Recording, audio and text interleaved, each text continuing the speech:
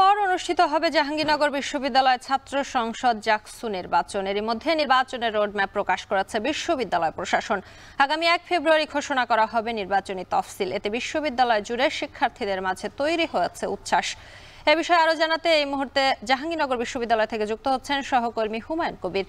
হুমায়ুন, নির্বাচন নিয়ে সাধারণ শিক্ষার্থীরা কি বলছেন, বিস্তারিত জানাবেন।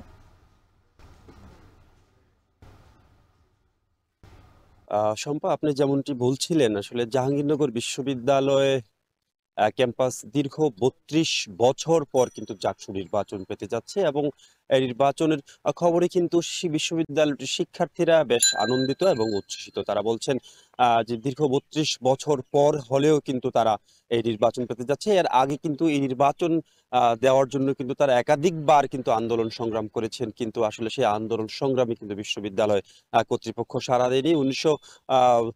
এই এই একজন শিক্ষার্থীর বহিষ্কারকে কেন্দ্র করে ১৯৯৩ সালের ২৯ জুলাই কিন্তু বিশ্ববিদ্যালয়ের শিক্ষক এবং শিক্ষার্থীদের সাথে তুমুল সংঘর্ষের ঘটনা ঘটে, যে কারণে কিন্তু তৎকালীন বিশ্ববিদ্যালয় প্রশাসন কিন্তু জাকসু এবং হল সংসদ নির্বাচন বাতিল করে সেই থেকে কিন্তু আসলে আলোর মুখ দেখিয়ে জাহাঙ্গীরনগর বিশ্ববিদ্যালয় ছাত্র সংসদ নির্বাচন। সবশেষ কিন্তু বৈষম্য বিরোধী ছাত্র আন্দোলনের পর কিন্তু পরিবর্তিত পরিস্থিতিতে বিশ্ববিদ্যালয়ের শিক্ষার্থীরা এই জাকসুর দাবিতে কিন্তু অনশনও করেছিল কিছুদিন আগে, আমরা দেখিয়েছি আমাদের সংবাদে।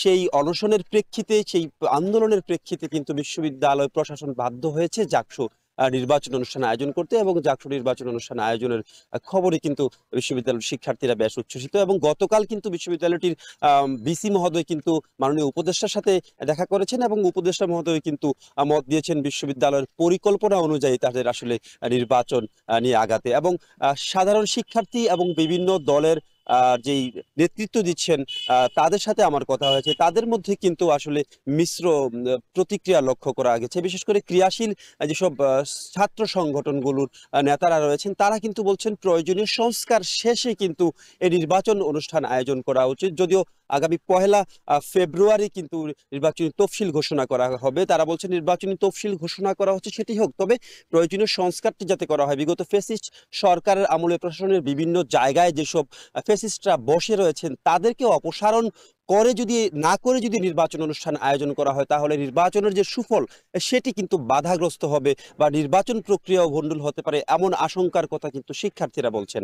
এবং সাধারণ শিক্ষার্থীদের মধ্যে আসলে যেমনটি বলছিলাম আমি, চমৎকার উচ্ছ্বাস কিন্তু লক্ষ্য করা গেছে। বিভিন্ন জায়গায় গোটা ক্যাম্পাস জুড়ে একটি নির্বাচনী আমেজ কিন্তু আসলে বিরাজমান রয়েছে। তারা মুখিয়ে রয়েছেন কখন সেই কাঙ্ক্ষিত ক্ষণটি আসবে এবং তারা দীর্ঘ ৩২ বছর পর জাকসু নির্বাচনে অংশ নেওয়ার সুযোগ পাবে। এই ছিল জাহাঙ্গীরনগর বিশ্ববিদ্যালয়